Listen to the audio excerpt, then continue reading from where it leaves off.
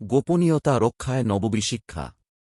সাবিত রহমাতুল্লাহ আলাইহি থেকে বর্ণিত, আনাস রাদিয়াল্লাহু আনহু বলেন, একবার মহানবী সাল্লাল্লাহু আলাইহি ওয়াসাল্লাম আমার কাছে এলেন। আমি তখন পাড়ার ছেলেদের সাথে খেলাধুলা করছিলাম। তিনি এসে আমাদের সালাম দিলেন। তিনি আমাকে কোনো একটা প্রয়োজনে পাঠিয়েছিলেন। ফলে আমার মা আমাকে দীর্ঘক্ষণ দেখতে পাননি। আমি বাড়িতে ফিরলে আমার মা জিজ্ঞেস করলেন, তুমি এতক্ষণ কোথায় ছিলে? আমি বললাম, মহানবী সাল্লাল্লাহু আলাইহি ওয়াসাল্লাম আমাকে তাঁর একটা কাজে পাঠিয়েছিলেন। মা বললেন, কোন কাজে? আমি বললাম, সেটা তো মহানবী সাল্লাল্লাহু আলাইহি ওয়াসাল্লাম এর ব্যক্তিগত বিষয়। তখন মা আমাকে বললেন, মহানবী সাল্লাল্লাহু আলাইহি ওয়াসাল্লামের গোপন বিষয় কারো কাছে তুমি প্রকাশ করবে না।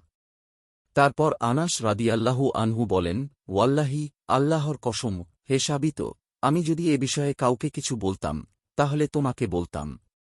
সহিহ মুসলিম, হাদিস নং 6378, মুসনাদে আহমাদ, হাদিস 12060।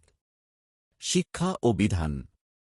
১. মহানবী সাল্লাল্লাহু আলাইহি ওয়াসাল্লাম শিশুদের প্রতি অত্যন্ত স্নেহশীল ছিলেন।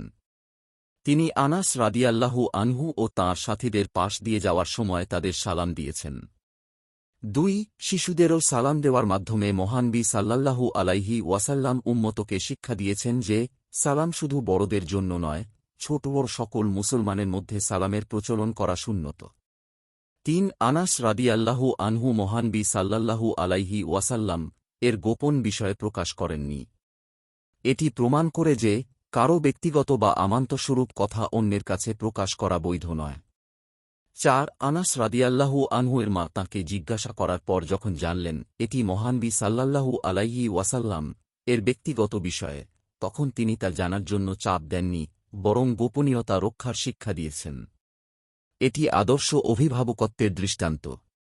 ৫. আনাস রাদিয়াল্লাহু আনহু মায়ের কাছে মিথ্যা অজুহাত দেননি, বরং সত্য বলেছেন যে তিনি মহানবী সাল্লাল্লাহু আলাইহি ওয়াসাল্লাম এর কাজে গিয়েছিলেন।